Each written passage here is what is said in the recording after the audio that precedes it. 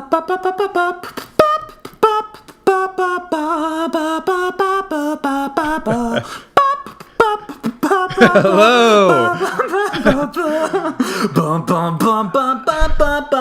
Hello, everybody. Hello. I'm one of your hosts, Matt Schultz, and I'm here with...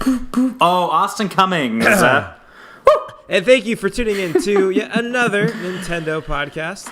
This time, this is the one about Switch consoles bricking. Oh, it's a fun topic everyone loves. Yeah, I just did a little hoot and holler a moment ago on the mic, and I gotta think that's gotta be a big no-no for the pup. We're gonna keep on going. That one might be spiking the mic, but that's it's a really great time in Switchland because there's really kind of a mass hysteria surrounding the docks and the bricking and the lack of cloud saves and all that kind of fun stuff. But we'll get to that, I suppose, in a moment. Right. First, we're gonna go ahead and dive into some confessions. And now, for those new to the show, our confessions are where we tell our deepest, darkest Switch fan secrets. Things that we're not proud of, but want to, be real and authentic with you all. So yeah, because that's really, and honestly, Matt, that's like what the podcast is all about. It's like coming to people and just giving them really, it's just like an honest cast, we want to be our truest selves for you all. Right. And that was a suggested show title for a long time. It's just like the true and pure Nintendo podcast. But we kind of want to keep it up. So Matt, what did you treat yourself to this week that maybe you want to come clean about? I think I actually alluded to this last time, but I actually went and just dropped $100 on the eShop. Ooh. And by $100, I mean I purchased $100 and I have it stored and ready to go in my little Switch wallet because I've got things I need. We all do. Let me tell you something that actually is a pro tip on that front because I'm guilty of this all the time.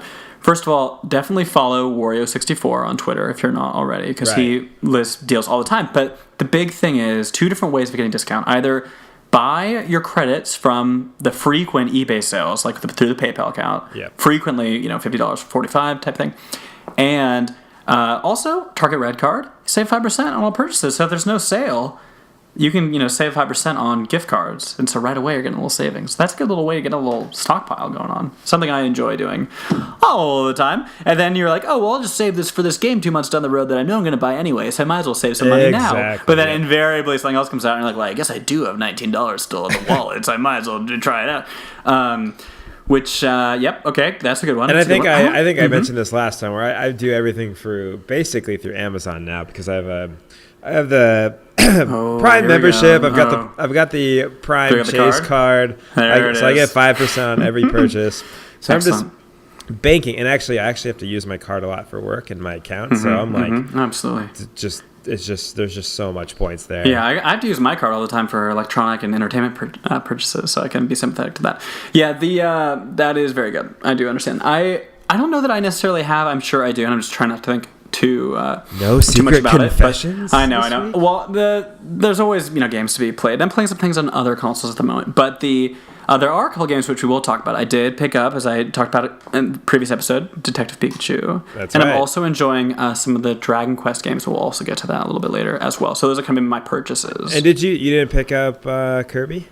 Oh, I picked up Kirby, yeah. Absolutely. I just couldn't deny it. I know. And we'll have to talk about that also for Actually, I have one more confession. Here it is. It's not really like a monetary confession as much as it is a I never completed Fire Emblem Conquest when it came out. I've been noticing you. I knew you would notice because for everyone. You think I'm not on there every minute of every day for that little orange light to light up and be singing with friends online? Absolutely. Oh my god, yeah. I dusted off my 3DS. I recently just completed Breath of the Wild. I've done everything I can do in that game, literally everything, with the exception of finding the Korok seeds because why? Right, sure. And what's the deal? So I spent a full long year with that, and then I told myself before I'm jumping into anything major, that is an admirable effort to go back and take down some of the backlog because they just pile and pile, and I do not have the strength or the mental resolve or fortitude of character. I jumped right into where I left off, and I did some Googling to figure out where the story was. I'm sure it was complex. It was, oh my god, yeah. Yeah, the Conquest is so very good. I mean, I like Fire Emblem Fates. I preferred Awakening, but the Conquest storyline really I just provided that challenge that the Birthright one felt just a little samey and safe, and I wasn't that interested in the sibling storyline. And I'm not really that interested in Conquest either, but at least it has the little twist of some of these characters that seem a little malicious, and it's a little bit a more interesting dynamic, which Birthright really could use, because the mechanics of Conquest are the best in the series so far. Yeah, that is a great game. You know what? How great is that 3DS? I've been playing it a bit, and we'll talk about it. Oh my god, so 3DS great. is such a wonderful console. I have had such fun. I actually did the system transfer. Smaller, form factor lately. Exactly, and it feels so different. Like each time I pick it up, it is like playing on the Game Boy Pocket from days ago, eons ago, or something like that. It does feel like, I know when they announced the Switch, and they're like, oh, it is a home console. Everyone kind of rolled their eyes. They're like, oh, is Nintendo trying to hedge their bets in case the Switch tanks? They still got 3DS, kind of like the DS, how they framed the Game Boy Advance back in the day. But I do think there's actually a lot of truth to it. The Switch really does feel like a home console that you can take on the go, which is exciting and incredible. But there is really something about 3DS that is even though it's at the end of its life, but there is something really about it where it's like, wow, this is really a special handheld experience. And I've had a lot of fun in the past week with Dragon Quest and things like that. Okay. Kind of excited about some Dragon Quest news we'll chat about. So I know 3DS, let's get into that. So fun. But actually, before we do, we want to shout out to our fan of the week this week. You want fan to of the week? We picked an exciting pick this week, Matt, which I would say is, I'm afraid, no one, because King D. And listen, we missed you out there, buddy, and we hope you're all right. We want you to come back to us soon. 0 comments this last week. That was very concerning. We really rely on you. So, and we apologize. We took a week hiatus. Spring break. We did. Things happen. Right. Oh, absolutely. And some sleep happened and some sleep didn't happen. But we're back. We're back in the tunnel now. And but yes, no, agreed on all fronts. Let's get into some big the main segment. And news. Big news. Everyone could just hear the crackling in my voice just now. Actually, can I take a quick aside on that? I was listening to a podcast. Are you familiar with podcasts that I frequent? Podcast. And the Empire Film Podcast, which high recommendation for anyone who likes movie stuff. And because the crew is just it's a UK magazine, it's their Entertainment Weekly equivalent. And anyway, but it's their premiere movie review magazine over there, and they have a really terrific podcast just because the hosts, all of whom write for the magazine, are just really sharp and quick-witted, and they have just seemingly endless amounts of knowledge, of course, in their field. To pull from. But in any event, I listened. Each episode has a portion where they interview an actor or director about some type of relevant film. And so the host of the podcast, Chris Hewitt, he interviewed Leslie Mann for the comedy movie Blockers, now in theaters. So get your tickets today. But the interviewed her, and they were talking about just kind of each of them enjoying podcasting. And she brought up a phrase I was not familiar with. It is called vocal fry. And it's when you do. He wasn't familiar with it either, but it's when you do this type of talking, and you just kind of draw. And I'm just kind of roll. It's thanks for listening here today. It's kind of Goldblum-ish, but now that I have listened to that and now doing this podcast, because I have the mic monitoring on, so I can hear what I'm saying, which is not flattering. But because that isn't there, I can notice myself doing more of that. Right. Which anyway, neither here nor there, but I thought was a fun and very relevant aside, and that's why these episodes are all an hour long. But yes, big N in the news. Take it away, Matt. What's our first big story? So obviously the namesake of this podcast, the bricking issue. So non-Nintendo licensed accessories are dangerous.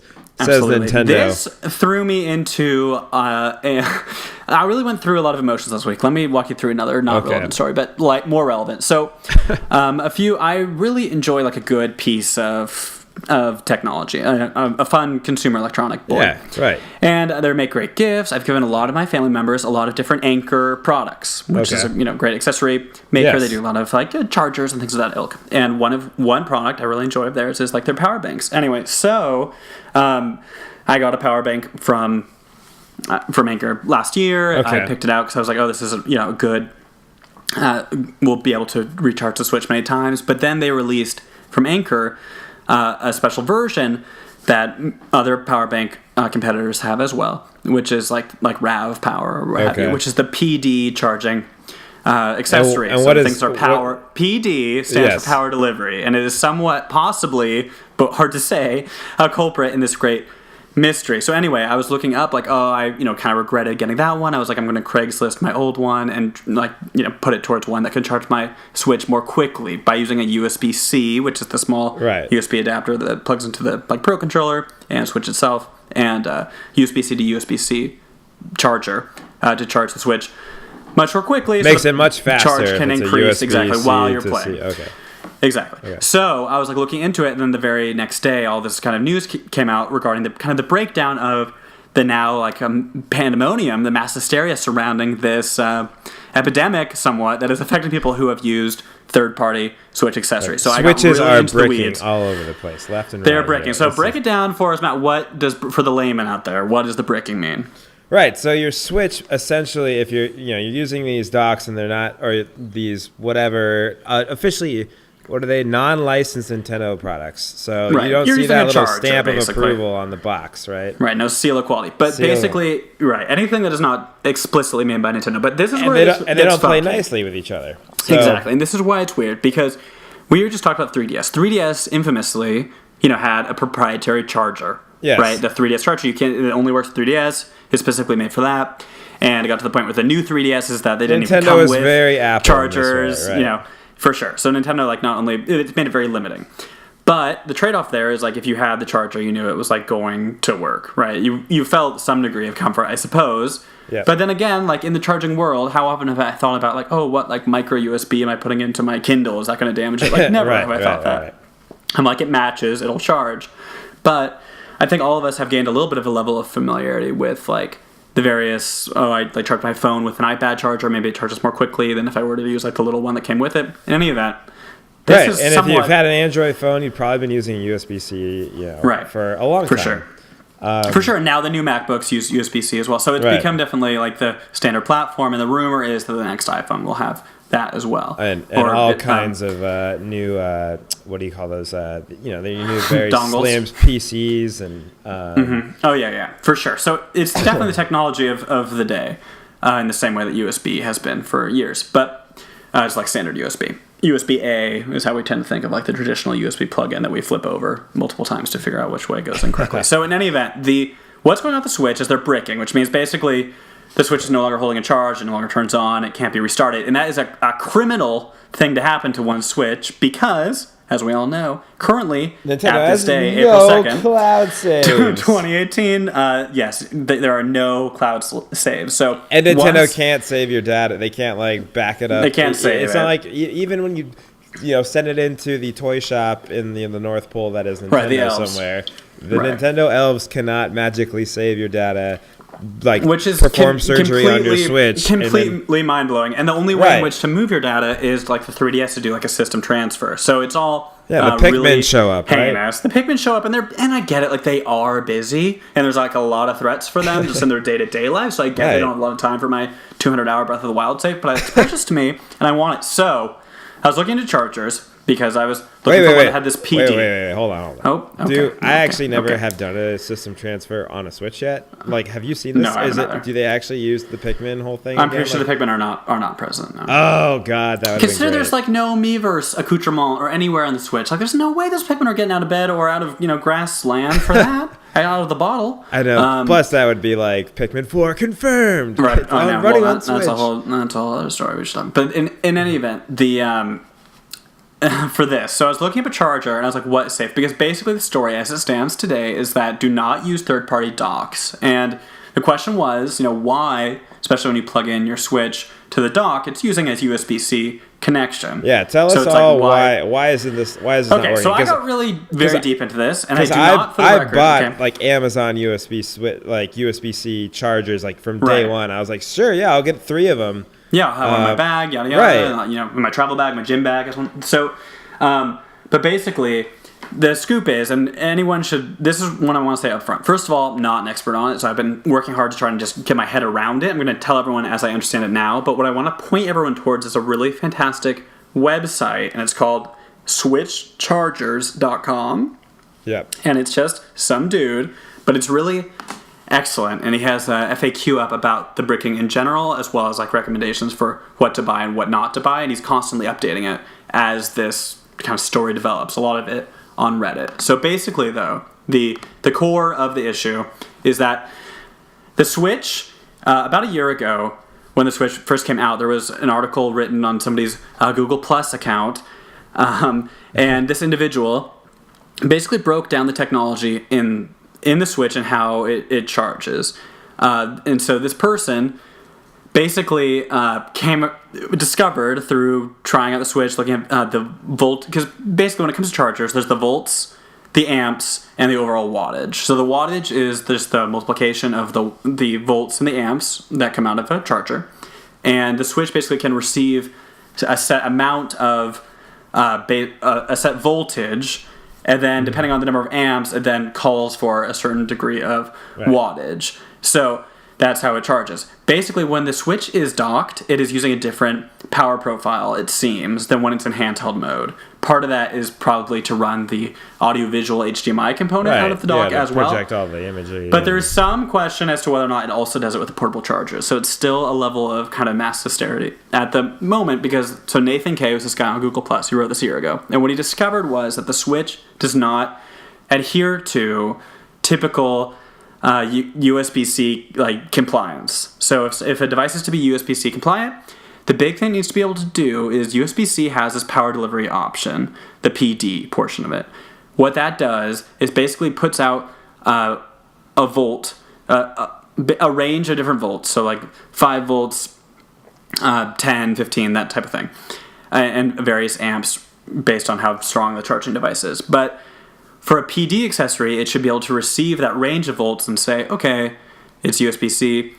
I'm going to determine how much I need. So it says I see all these options. I'm going to choose the one I need that's appropriate for whatever I'm charging. They do like a little handshake, and then the device receives an appropriate overall wattage based on that communication between both. So it's not as simple as a standard USB-A, which again is the normal one, to USB-C, which is just, hey, here's a fixed output of like 5 volts at 2 amps, which will come out to 10 watts.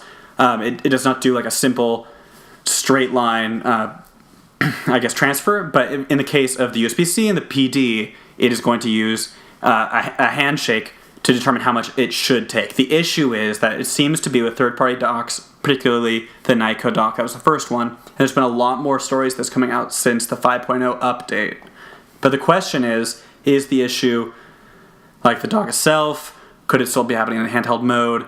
Because what happens is it is unable to make that handshake correctly, and the Switch basically says, I'm going to take as much energy as possible. It gets confused in the handshake process, and it just overdrives itself, basically, and takes an inappropriate amount of energy, which then bricks the battery. So that is the issue at the moment. The SwitchChargers.com is really quite extensive as to what to use and what not to use. Right now, because now there have been a couple of reports of people with power banks, this is now in handheld mode, who have had issues. Since this 5.0 update is unclear if 5.0 update is actually have anything to do with it or people are just talking about it more, but basically Nintendo's saying you use USB-A to USB-C, so do not go straight C to C, is what they're saying at the moment, which basically eliminates the ability to do the quick, the power delivery, so the faster charging, and only to use their licensed accessories because their adapter that is used with the dock you can purchase separately for like $30. That does like a weird calculation that gives like a straight line amount of wattage to the Switch and basically bypasses that normal handshake thing because it knows exactly what it's going to be delivering. Right. It's very interesting because I remember when they first announced USB-C for this thing, it was like, oh, okay. Everyone was like, great. This, it's a widely used universal charging ability system. Like you can buy third party, chargers and it's going to be this there's going to be a lot of opportunity for third parties to create docks and other accessories for this thing. Right, and it was widely seen as a good thing. Whoa, Nintendo's not using their own proprietary digital age, right. And then this happens and you're like, oh wait, Nintendo, this seems baked in on purpose. To me it seems like something that Nintendo could have figured out ahead of time. The fact that their wall charger gives a very specific amount of wattage, it just comes across as Nintendo found a way to make their thing work. They're like, okay, this is going to give a very specific amount of energy. This is going to be the thing that people use.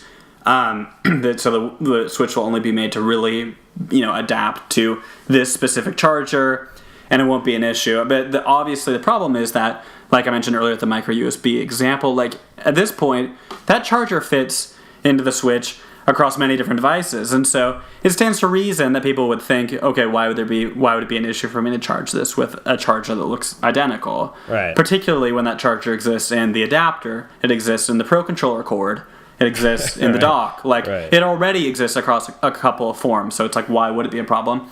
And it seems to be that it was not implemented thoroughly.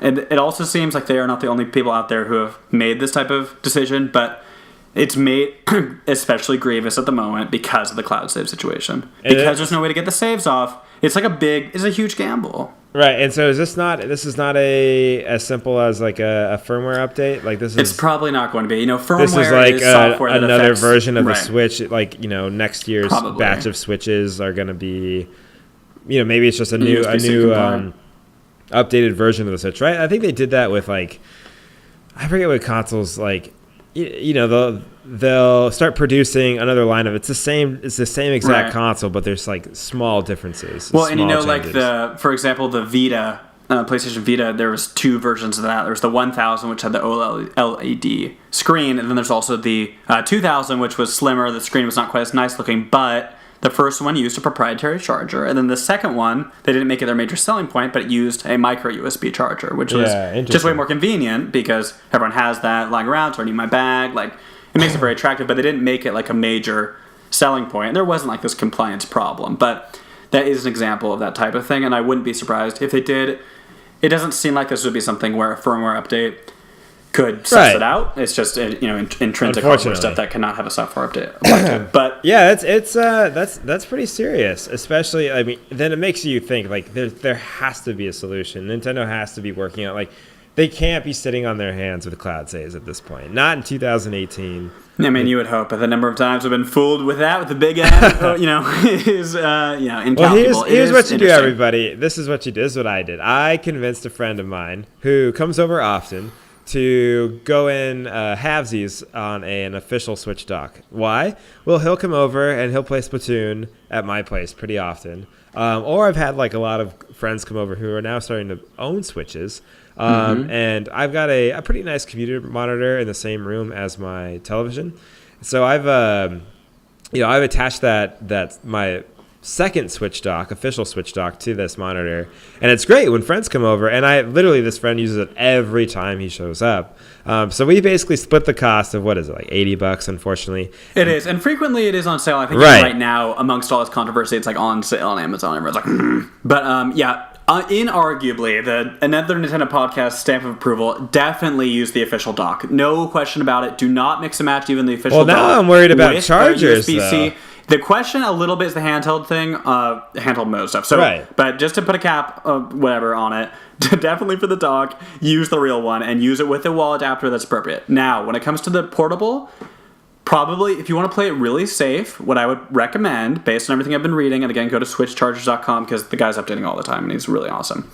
But what you would want to do right now is use the USB-A to USB-C. So that's the same charger that you use for the Pro Controller. Use that. So if you're going to use a portable charger, don't at the moment, in case the 5.0 update has changed things, and again, because there's no cloud save, I would, even if you have a really nice PD charger, I would not use that feature. I would just use the straight USB-A to C. I've been shying away from using the USB-C chargers that I've got. So don't go C. Amazon, do not go C to C. Even with the wall charger, don't go C to C. And now it's worth buying a second one. Probably fine. Right. Yeah, it's unfortunate. There are a lot of deals constantly for Switch accessories from Nintendo or licensed by Nintendo. So look out for those. Yeah, it's only, frankly, their thing. So it's very much like the Nintendo one. This is kind of reminds me of when people were like asking for, just get rid of the gamepad on the Wii U and drop the price. Like, this is one of the things where I'm like, if they drop the price, they can seriously drop the price of the console, I believe, and by basically saying they're saying that the $300 you spent on a Switch, 80 of those dollars are for a plastic dock toaster. I mean, of course. Obviously that's like being margin there. Yeah, exactly. That's being built into the cost of the overall. It's there, but I hope we see alternative solutions from Nintendo. If they're not cloud saves, that they're different Switch dock variations or cheaper dock. That thing should not should not be $80, especially if you really want people to take this to different rooms. Right.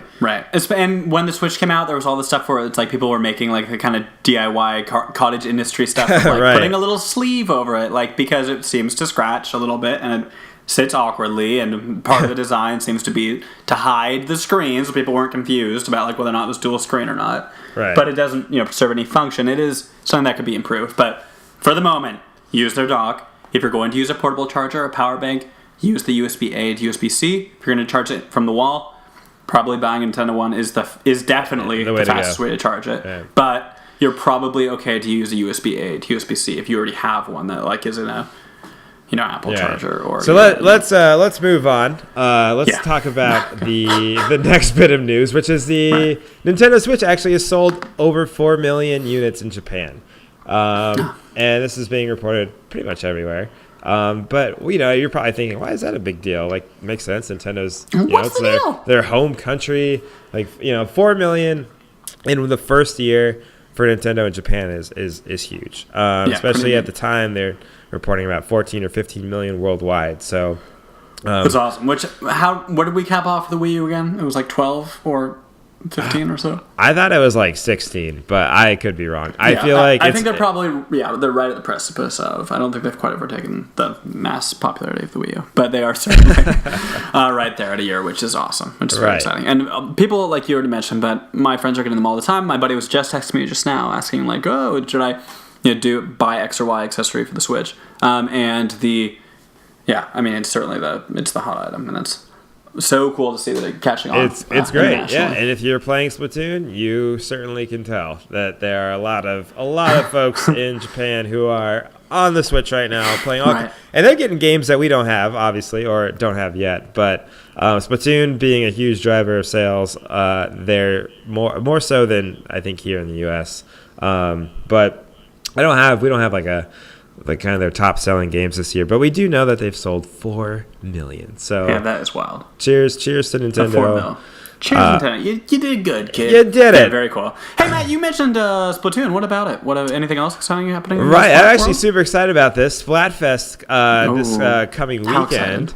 Baseball, which I am a huge fan of, versus soccer, American soccer, football. I watched a soccer game this weekend, so now I can call myself a massive soccer fan. Yeah, the Portland Timbers? Or? Yeah, the Timbers. They're up there, doing the kick. Now, everybody, I've only gone to one soccer game, and it actually was the Portland Timbers, and I gotta say, that's the one to go to.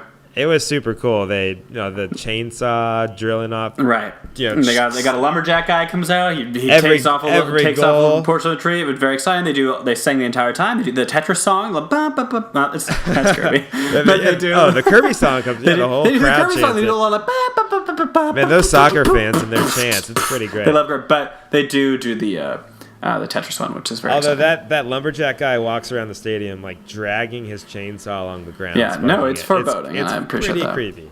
No, we're all about it. Anywho, so baseball, I'm a huge LA Dodgers fan, and baseball fan in general. So I think this is pretty cool. It's definitely pandering to I know it's a bold choice. It's a rude choice for a lot of us out there. A lot of us non-sporties out there. We're more the fantasy sci-fi crowd, probably for the most part. But I like the baseball soccer. It is cool. It's great that it's still getting all this content, especially leading right up into the DLC release for the summer. So did you see Japan's Splatfest? It's what is it like robots or is it like monsters versus like robots or cyborgs? Oh, so cool. Something like that. It is interesting. They do like the different the different ones internationally is wild, but very neat. Right, and I'm kind of waiting for the day where it is like a unified, like the whole world make a decision. Right. This is these are your two options. So, I'd like to see Japan and North America get the same one. I also don't even. I'm assuming the Nintendo of Europe gets the same as North America. I'm not really sure. I've actually never looked into that. Very neat that they do any of that. So anyways, moving on to some of the next stuff. So I actually saw this and I thought this was very interesting. So you may or may not have known that excuse me. Oh God. Pokemon Go. The plague. Niantic was sued. It was a class action lawsuit by fans of the Pokemon Go who actually came here to my hometown, Chicago, last summer for what was the Pokemon Go Fest, which was a huge freaking failure. And so what happened was people came. It was kind of a disaster. People flew in from all over the place. I know, and tickets were getting scalped for like $400. Yeah, that was a wild story for sure. And part of me feels for, not really, but for Niantic because their game, the rollout of the game has always been very choppy. So it's like to some degree, it's like you can only give them so many free passes. So I don't really give them one for this, but they did give everyone who came like $100 of in-game currency. They did get like Lugia, which was the legendary Pokemon released. So they settled. They tried, but yes, it's $1,575,000 class action lawsuit, which will be given out to the individuals who sign and move forward with that, which is huge. It's kind of like, I don't know what that looks like for any individual who may have gone, or what that looks like for folks who spent much more to get there, or were inconvenienced more. But it's certainly something that I was like, wow, like that's. Could you imagine? Like, oh my gosh. Anyway, so I thought that was super interesting. And Pokemon. Speaking of travel, Matt, there's another little fun one. The Super Mario Odyssey, a game about travel, about itself, going on odysseys. All right, that's right. Had some DLC added, kind of sprinkled in, which I didn't really expect. That's right. Given we just had the Luigi stuff for the balloon game, and then now there's a couple more costumes. So tell us about them. Well, I'm super excited about specifically, as we just mentioned, the baseball uniform. So I actually, when I first saw this, I was like, Mario baseball. It's coming to Switch. Like, what is this? I was casually looking at Twitter at some point in the middle of work, and I saw it, and I was like, oh my god, I need to check up on this because I'm super. We're all looking forward to Mario Tennis, and I loved Mario Baseball. On certain consoles, so I would be super excited for something like that. However, it is just a uniform or costume. There's also the Saddle View. And this is from like old school Nintendo. What is this? So they also have released. So it's two things. There's the baseball uniform, and it's also DLC for this like Satellaview suit. So which is it looks like a little bit of a robot, right? And it's from the old Satellaview, but I honestly don't know a ton about it as well, except for it's just vintage. Nintendo stuff, but frankly, I'm not an expert on it, so I don't even want to speak to it. Old costume, old. Look it up. Reference. The fun part about the show is the ability to kind of empower you to do some research. Go look this up. It actually looks pretty cool, though. It does. Yeah, I love. There's some that they are moving forward with DLC outside of like the big Luigi one, because this kind of brings me to a couple things, and one of which was an article posted on Kotaku by Steven Sotelo. Right. And what that article was all about was just that this Nintendo has really embraced DLC. And so just last week, there were really a number of different games that had big updates, some of which paid, but almost all free. So there was the Mario outfits. There were, if you have Kirby Star Allies, a number of Dream Friends, who are previous heroes from, or even villains from the Kirby franchise, who are kind of recruitable to use within the mission, since the game is all about co-op, which is cool and fun. For Fire Emblem, there are characters from Awakening, if you got the season pass for Fire Emblem Warriors, a game I very much enjoy, and did most certainly purchase that season pass because Tarja, or however you pronounce her name, is one of the characters, and I'm all about that girl. So in any event, got that. And then also Xenoblade, which has a season pass, that got DLC. There's just a bunch of things coming out. Splatoon consistently getting DLC. So there's always this rollout, which is cool because at first blush when I saw that, I was like, oh, maybe not a huge deal. A lot of this, my gut reaction, just so used to the industry as a whole as it is now as a fan, which is to say, like, okay, we have season passes for Xenoblade and for Fire Emblem, for Pokken. That has a character as well. Blastoise came out if you got the Fighters pack. That also had that sword character from a couple months ago that came out. But so with those together, I was like, is that really such big news? But it is true that, like, for things like Splatoon or for Mario, Nintendo is doing Kirby an excellent job supporting these games with the free content. I was talking with a buddy of mine about Kirby. He was kind of on the fence as to whether or not he was going to buy it, and he was going to maybe Nintendo will put more DLC into it, to maybe have some more challenge options and things like that. And I was skeptical at first because I was like, oh, well, is there really that much incentive for Nintendo to put DLC into a Kirby game? Also a game that is not really lighting the world on fire, probably, as far as the conversation goes at the moment. But then, kind of proven wrong, they are having these rollouts for these characters, which is cool. It just injects a lot of life. ARMS had tons of free content and characters. It's neat to see that across the board. And it gives me hope for things, frankly, like Kirby, a game I have started and we'll talk more about, but that it will grow in unexpected ways or address possibly even more challenge options and things like that, because the games really do feel alive in a way I did not expect from Nintendo. Yeah, Nintendo's getting much better at this. I think in the early Wii days and kind of moving into the Wii U, just seeing how prevalent DLC. Sports update. Anyways, but seeing how prevalent like DLC was on other consoles with other games, and kind of always wishing that like that was more of a thing in Nintendo games. Yeah, I mean, I remember when now we're spoiled, and now we're spoiled with free content. And mostly. Right, which is the best way to do it. And I remember when Smash Bros. Was announced, I was like, I really do hope that back for Wii U and 3DS there would be DLC, because it's like you love Smash Bros. And just to trickle out a character breathes a huge amount of new life into it. But not a lot of people really suspected it would. I mean, it was kind of like a hope and a prayer. Like, this would be great, but I do not expect didn't have the faith. And then they really, knocked it out of the park with those characters. And hopefully we'll do something similar again with the rollout, or, maybe some free content, which would be great. Because each time it's like, you love the base game, but then it's just another reason to get everyone together when that stuff comes out, which is so neat. So, yeah, hats off to Nintendo on the DLC front. So they might be breaking switches and there's no way to recover all your lost data, but at least you're getting some free 2 Mario outfits, so it's worth it. I mean, I'm really looking forward to this model moving forward with them. In fact, there's a lot of speculation around the new Smash Brothers and how DLC is going to play a role in how that game drops. Yeah, it seems like a slam dunk that it will. I mean, I think I am feeling more and more confident about the maybe limited roster at release with characters trickled out, and then some paid stuff as well as a lot of free. I just feel like that.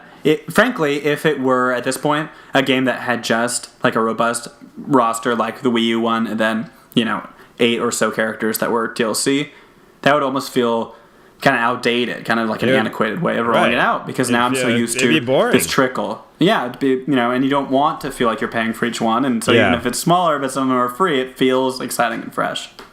It's all about staying fresh, as we know on this pod. All about that. Let me talk to you about something that is not fresh. So, what is not fresh? Well, it's half fresh, half stale. So basically, I am really enjoying Dragon Quest at the moment, and Dragon Quest is a series, and we've talked about it before, that I have kind of passing experience with. I've played some of Builders. I was enjoying that on the Switch, but I and played some of Rocket Slime back on DS. I always thought that was a cute game. I always liked the characters and the look.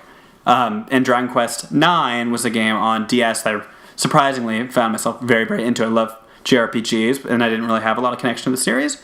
Really enjoyed it. I think overall the series as a whole does a great job with trying to everything is simplified greatly. It kind of strips out all of the layers of feature creep that affect a lot of JRPGs, or the need to make them more edgy, or it just kind of have layers on layers of complexity in the battle system, something that I am enjoying Xenoblade Chronicles 2, but it's definitely guilty of that. There's just so many systems going on that the simplicity of Dragon Quest I really enjoy. So, as we talked about in previous weeks, Dragon Quest 11, which is the next mainline entry in the series, since really the DS Dragon Quest 9, because the 10th one was a Japanese-only MMO. So, the next one since that DS entry was announced initially for the NX, the first game that was announced for it. Right. Still no word on when that is coming out, except for to wait a long, long time, or something to that effect. It's coming out this September on PlayStation 4, and it looks beautiful, and I'm super excited to play it. I'm playing Dragon Quest 1 right now on the phone. You'd rather play it on the PS4 than on the Switch? I would rather play it on the Switch, but it's not going to come for, don't expect it for some time. It was kind of the nature of the quote. Okay. And by Yori Hondo, or whomever the individual was making the actual announcement, but the one of the lead designers on it in any event. So I'm not going to be. I'll pick it up on PlayStation, and if I really love it, perhaps I'll pick it up again on the Switch. But what's so cool about originally the game came out on 3DS and PS4. We talked about this previously, and the 3DS version had both an 8-bit-ish graphic style, kind of an 8/16-ish, as well as 3D models. And when you use like the analog stick or the circle pad on 3DS, you were playing with more of the modern graphics. Using the D-pad took it to a retro look. It was just like a totally neat way to experience the game that complemented the PS4 version, and there were versions that were sold together, like a special edition that had both, which is so neat. But that is not coming out. 3DS one is not happening, which is a shame. Dragon Quest 7 and 8 came out on 3DS in 2016. I have to imagine those games totally tanked. And they were brought to the 3DS by Nintendo, like published them. They did like all the legwork, making sure this happened. And I have to think they just did not sell very well. Probably not enough for them. The big story of Dragon Quest is always like it's a huge hit in Japan, never makes much of a ripple in the United States. So they probably felt like it was not going to be worth the significant localization work to move this 60 to 80 hour game with tons of dialogue into English onto the 3DS, but it's disappointing. So it's one of those things where I feel like if it were a series that had a little more attention, you see some of this on the like subreddit, it's like 10,000 people barely, that it's not very active, but the series is loved. It would be cool to have it get like a Operation Rainfall, that type of thing, or like have a big fan push to try to get this game out, or tell Nintendo like, hey, bring it over. I love the 3DS. It would be so exciting to have this entry on there as well. But right now it's looking pretty dismal, which is a bit disappointing. Which is odd because, they like to bring everything else out onto the 3DS at the moment. I know, it's like, exactly, the fact that we're getting all these other, remakes, it's like, why would this remake or, ports not make it? It seems like totally counter to how everything's been. So. Yeah, but everything they've done regarding, like, what comes to the 3DS and what comes to the Switch right now seems just backwards and counter. Like, I have no clue totally what the logic is. If anything, this one's like such a slam dunk for 3DS, it almost makes more sense it's not coming. But it's very upsetting. The game just looks totally beautiful, and if listeners, if you've not seen it, should definitely check it out on the trailer at the it is stunning. It looks completely wild. When they first announced it, I think some of the screenshots they showed were just PS4 screenshots. Oh yeah, right? by and large, the thing has gotten the press. This was before the Switch was showed off, right? It was the NX, and so everyone was like, "Whoa, like this is gonna be awesome! Like this game's gonna be on this console, great!" But it does look great, and this is coming from someone who casually knows about this series. So right, exactly. I think the Switch one is the big entry that really needs to come out. I think that would move a lot more units. But I think because the 3DS version seemed to be a special version that had these kind of retro sensibilities, that was part of the exciting factor of it. So it's too bad.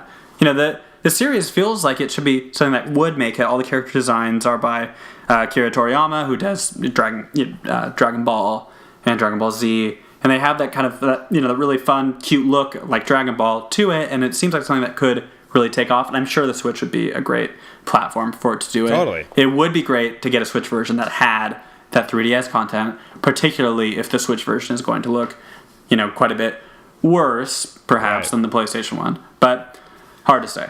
Dragon Quest 8 is still one of the best-looking PS2 games, and granted, it is a PS2 game, but it looks plenty good on the 3DS as well, so I wouldn't be surprised if they could make the translation to the Switch from PlayStation 4. That's something that looks still stylistically consistent, but it would be awesome to have the 3DS features some way if we're not going to get the game, which is upsetting.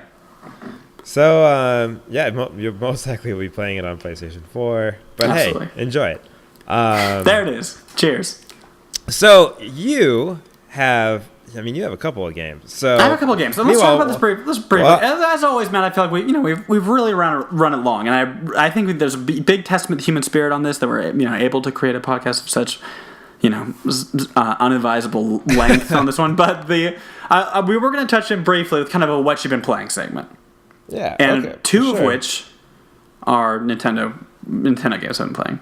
Yes, and so like I was saying, you are the one who's playing these games, whereas I have just been lost in Hyrule for a year and a half. So, but I know you've been super interested in Detective Pikachu. You've got.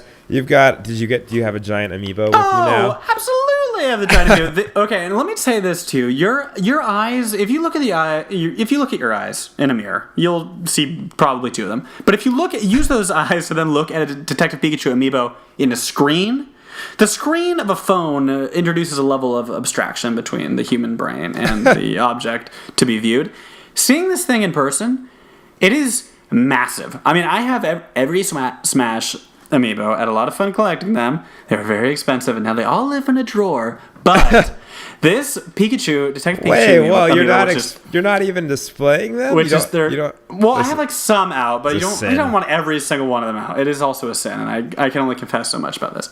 But the Detective Pikachu amiibo is crazy big in comparison to these things. Yeah, right. It's massive. Easily, you can throw it and seriously injure someone. Absolutely, and that's why I buy figurines, because I want to know like what's the hurl potential in this bad boy. How many amiibos do you need to take out a burglar? It probably is, yeah. The answer is 1 Detective Pikachu or 7 or 8 regular sized ones. I feel like a Donkey Kong and a Bowser could do the trick too. Yeah, well, Bowser's got those little spines on the shell. We like that. But the Detective Pikachu, he has a delightful pose. He's standing on this little map platform. It's cool to see the amiibo used in like another kind of unorthodox form factor. Like we have the cards and the plushes for Yoshi, and that's all neat. It's neat to see this one be so big. It is wild. It also cost almost as much as the game itself, but the game I've really been enjoying. I'll say this, obviously people are probably familiar if they're, have been following it or can look up reviews now, but basically I would say I have been impressed with Detective Pikachu in that the level of attention to detail, which is very prevalent in the mainline Pokemon games, not that this is, I believe, a Game Freak game, but like it does maintain that level of attention where a large portion of it is voice acted, which is neat. And like at any moment, you can click on Pikachu on the touchscreen, and he'll do like a little cutscene about voice acted. Like, interesting. The best way to get coffee is to really roast the beans slowly. I don't know, but things to that ilk. Or he's he'll say something relevant. About coffee. He does, because he's like a middle-aged-ish man wearing a fedora who like huffs. Which is great because it seems like a total game for like at least marketed more towards children, for kids. Sure, and it's like definitely simple, but you got like this like old Uncle Pikachu talking, right? And he's like a little questionable because he's constantly like, "Hey, you're like those ladies need our help, Tim," and Tim's like, "Oh man." Tim's the main character, right? He's the. He is, yeah. Tim Goodman, the most generic name possibly of all time. Tim Goodman, who like also his character model is like his hair is like could just as well be like a baseball cap. Like it's just like totally basic, almost doesn't move. He's like what was that? There's no detail in this boy. What was his Japanese name? Is what I wondering. Like there's no way. Like whatever the most generic Tim equivalent Goodman. is.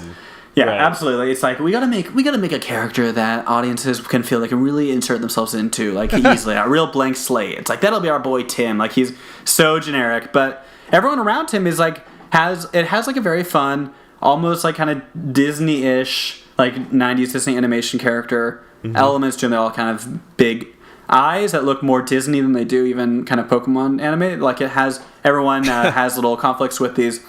What's so neat about Detective Pikachu is you see the world of the Pokemon as if like these Pokemon are really interfacing with the humans on a day-to-day basis. Like, in the game, I think that's cool if you're a Pokemon fan and you really enjoy the lore. You totally just enjoy all the stories. It's totally fun to be like, oh, like this Pokemon bird, is responsible for getting in a conflict with this Apom in the first chapter because the game is kind of broken up episodically, which was how it was released in 2 parts in Japan, and this is the one collection here in the USA. But it I will say I really have been pleasantly surprised by the level of problem solving it does force you to do. It is very easy. There's not really any fail condition, and if you just talk to every character, you will eventually, just by nature of going through all the dialogue options, pass. But it's like you'll collect a piece of info, and you'll go talk to people, and then they'll have like a number of different topics you can engage them with based on the information you've found.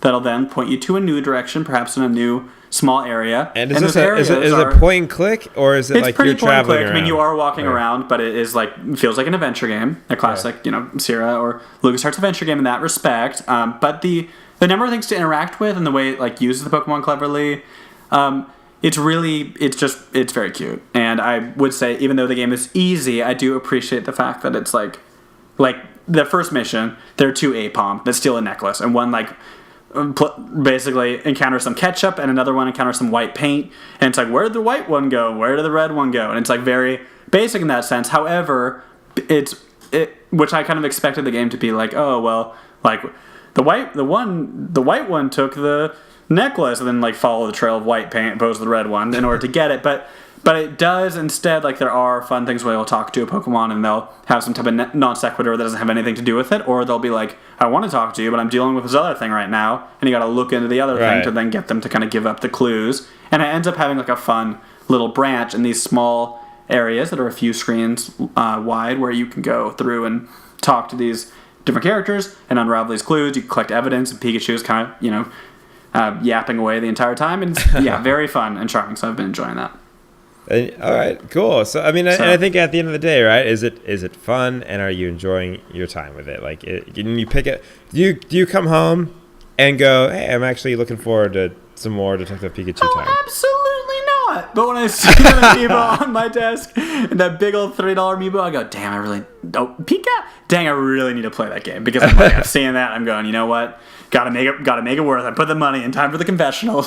But it's fun and cute, and I definitely would recommend it for people. And again, 3DS is just a delight every time I play that thing, and this is no exception. The one other game, Matt, I'm going to mention briefly. Sure. We keep saying we're going to do a podcast on it. I think we should. Right. Kirby Star Allies, which you haven't. Which I have played a lot of yet, or I've not played a lot of. I've played some of, however. Basically, the tragic story of it is I work on call. I work hospital to hospital. I do field engineer stuff for Pacemaker, so that's a little insight into my life. Anyway, I was on call one weekend. For another episode. But it was pretty... the episode's going to be all about Pacemaker, so look forward to that. But so basically, I was on call, and I had some buddies, and Kirby had just come out. And I was like, you know what? I'm going to download Kirby. I have a quiet day of call, which is, of course, like, never... Well, spoilers, does not end up happening. But I was like, I have a quieter day. I'm going to get this downloaded. I'm going to get the boys together. So there's 4 of us. We're all down. We're going to meet him at Buddy Ryan's house. And then, what should happen? A little call. So I get paged to go do a check. I'm like, okay, no big deal. And that turned into like 12 hours straight of getting paged all around Portland, the general Portland area. And so totally, Kirby did not come together. So it was a great Kirby tragedy. So I have not had the multiplayer experience that I want out of the game. Right. I will say, for the sake of Kirby, if you play the demo, you understand how the game is, of course. Yep. But I will say, when I went, I really enjoyed the Kirby games on 3DS. Because, similar to Detective Pikachu, the attention to detail, the visuals, the way in which the kind of music and abilities and world, simple as it is, culminate, was just very charming. Charming enough to make the game that was not particularly challenging still enjoyable, just to see how are they going to put these combinations of enemies and collectibles in the stage. And I will say pleasantly, with this game, it certainly meets that criteria. Again, the game looks phenomenal. Oh, awesome. It has like a really cute... It has a cute little world map that's very reminiscent of like a Super Mario 3D World, where you kind of run all over and you hit the little stage and go for it. It has collectibles that are reminiscent of the Street Pass puzzle pieces that fill in puzzle pieces. There's certain special ones that fill in that kind of center core of the image that can only be collected on the stage. They're like kind of a missable item, although you can replay stages. It has all of these great systems going on, as well as like a really robust multiplayer options and ways to combine abilities, which is very cool. The only downside is there just does not seem to be much of a reason to engage with those abilities meaningfully, because the game is definitely a cakewalk. Right. So that is, a little bit, which is always everything you need is there. Like, every ability, and then you lose it. Oh, you have 100,000 more options. And if you're playing by yourself, the allies are competent, which is nice, in that they're they'll jump on the puzzle thing that needs to be pressed by literally do everything for you. They're going for it. They're ready to rock and roll. They're ready to get the stage done. And so it's like, if you're like, oh, I might want to check out that ability. If you dilly dally shilly shally too long, they're going to come in and absolutely take down the enemy that you maybe want to take their ability for, or what have you, which is not the end of the world. The game, I look forward to giving more of an update when I've played it with other people. But currently, that's kind of where I sit on it. Awesome. My question for you was, I've played a couple of Kirby games. Yeah. Played Epic Yarn, and then I can't remember the one I played before that. I feel like it was one of the 3DS games. But the 3DS games were the ones that caught my eye, and I just never pulled the trigger on. So I'm wondering... if you could give a recommendation for a Kirby game to play prior to this one, that what would you recommend? What was your? This is a really great question, and I wish I had this. This is always the case. That you just perfectly distilled my Kirby experience, which is Kirby always looks like, wow, you know what? The games look awesome. I do really like how the laboratory stuff that they do, like even for Kid Icarus Uprising, a game that was basically unplayable, especially for those of us who are left-handed. But it's like, but that game was so chock full of like features and unlockables and like really charming characters and awesome art. Like I remember even the 3DS case for that game had like the grid background because they're like trying to save money on recyclables for the plastics. But like inside the little grid, there was like little icons of all the various weapons and clubs and swords and bows. Like so cool. Like the attention to detail even was spread to the case itself. Like those games are really a fantastic package. But in the case of Kirby, they're always pretty easy. I mean, I think Kirby not too deep. They're not. I think Kirby is at its best when it's doing interesting things with the Kirby idea, such as the case for like the Canvas Curse and Rainbow Curse games. So Canvas Course and Rainbow Curse games, which are actually fairly challenging, and if nothing else, an interesting hook. Kirby also is very cool in the case of Epic Yarn and Rainbow Curse because they use that like just like Woolly World for Yoshi.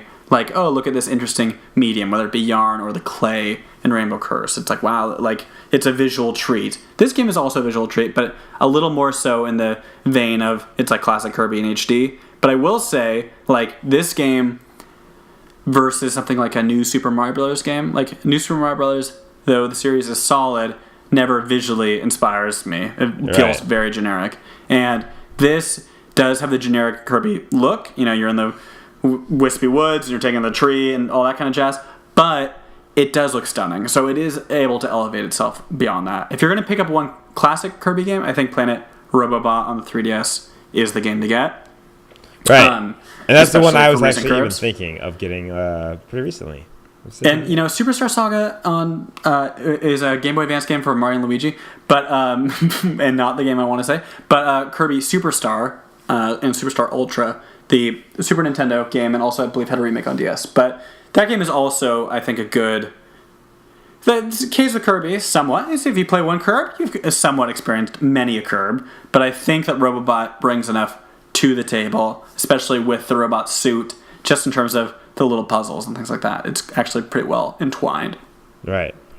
And plus, it's on the, the ergonomically fantastic 3DS, right? I know, and if you have the 3D on, you can even jump kind of between layers, which was very neat. Like there's things in the background and foreground, that's great. I actually, like, literally just playing 3DS in bed over the last week or two. I've been like, God, this is so nice. I could play for hours holding this thing compared to my Switch. It's true. I know, and I actually did the other day. I did a little system transfer, which is you commit yourself to this for about like 20 minutes or so. I got down to a science. I'm going all between like new 3DS family things, so it's all on the micro SD card, and it moves relatively quickly. But I have a few 3DSs on my person at all times, and but I have different designs, and it's like, oh, I'm going to switch from my new 2DS XL with the Pokeball on it to my new 3DS XL with Samus on it. And I was like, I'm going to transfer between, and just like, I just love the look of it. I'm on the Samus one at the moment. It has like a nice heft to it. It looks like a, just this wonderful, the buttons are responsive handheld gaming device. I just really, the screens are not like the most impressive, but you crank up the brightness on that, which you absolutely should do if you're playing 3DS. That's the only way the screens look like half decent is to put the brightness at 5. Right. But the, it's just every time I pick the thing up, it's just like a comfortable friend, like very no pressure. And I have come hang out. I don't use this anymore, but I have the original the original one, the 3DS Pocket, the tiny the Pocket, baby. It's so weird because I keep getting confused with I remember the DS Fat and I was like I can't remember. There's been so many iterations of the 3DS. Oh my god, the 3DS, the DS Lite. I can walk you through it. The DS Lite was amazing. When that came out, that was like Nintendo went full Apple because I got one. I mean, they only had white for the first 2 months. And then black came out, and then... the black one was so cool. It's a classic case of, whatever color you want, it comes out initially. It's the next color is the cool one, regardless of what it is. Right. So, the PSP had that in black, and I'm like, oh, it's sleek. But then the white one comes out, and I'm like, gotta get that. And then almost simultaneously, it's the DS Lite's in white, and the black DS Lite comes out. I'm like, gotta get that black one. But the... I know, the DS Lite was a great system. And then the DSi was awesome, too. It had the matte finish, basically the form factor of the DS Lite. Looked so great. Would you recommend someone buying a new 3DS right now? You know what? Absolutely, I would. If you do not have, honestly, I would, and I have a couple of good friends, but one of which, in particular, who I'm like introduced him to the 3DS family because he wasn't really that, he wasn't a big DS player for the most part, so he's missed all these games. But there are things coming out still, and I think across all the models, the new 2DS XL is the best one. It's definitely the one to get. Like, the screen is bigger. It looks a little bit like an iPhone on the top screen. It has like a nice black background bordering. Really? There are some fun designs. Not like the 3DS. I wouldn't do the 3DS. I'm a person who actually does often play with 3D on, and I think that the simplicity of the 2DS XL, new 2DS XL, is the best. Like the cartridge slot, taking out the SD card, it all is done simply. And then there's like a little cover for it. It's well thought out. Whereas 3DS, does it feel? It looks plasticky. How does it feel? It is plasticky, but I would say it feels sufficiently nice. It feels light, but I think in a way that's very nice. Like coming from the Switch, which I really love the Switch, but like it's heavier, and it's like you don't want to break it or drop it. It feels like a little more like a handheld toy, but I think in a very positive way. And it has all the little things figured out, I feel like, on the new 2DS XL. The one like criticism is like the speakers are not quite as loud and they're located towards the base of the unit where your hands are. But headphones fix for that, and it's not a problem for me like playing in bed or whatnot. I think the new 2DS XL definitely is the one to get. And if you don't have one in the new family, strong recommendation, because those things are great and they run more quickly and things. Everything. It has some buttons that have a nice little quality of life. Which is actually me. I don't own things one. Things download in the more new quickly. Family, I would strongly look into it. And there's some fun designs on there too. But high praise for it. Right. Well, so that's kind of everything we wanted to chat about today. In the future, I will have much more to talk about in terms of games that I have played. But it's. You know what? It's that time of year. We decided. I'm sure we're like a week away from another Nintendo Direct or something to talk about there, so we'll get to that. But we want to just kind of check back in and get a little something, get something for the record books here. And I'm sure there'll be more. It's a quiet week. Yeah, but you know what? Yeah, it didn't stop us from still talking for far too long. So God bless. Anyway, so thank you, everyone. We're gonna go ahead and lead you out now with some more Kirby. Oh, are you taking it away this time? It's me, yeah. So here we go with my raspy, sickly voice. Oh, let's hear it.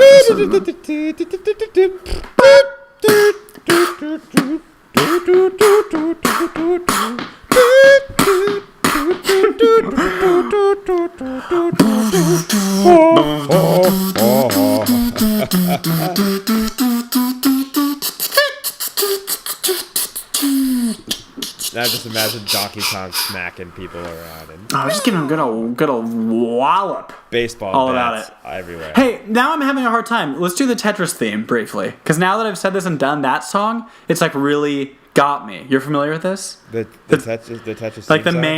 main Tetris song. Yes, yeah, and I'm trying. It's kind of. Now it's like now it's caught up with the Kirby one. It's for me. I don't. Yeah, but mine's also stuck with Puyo Puyo, where I'm like, the freaking Puyo Puyo theme intertwined with the Tetris theme. That's acceptable. We're gonna announce.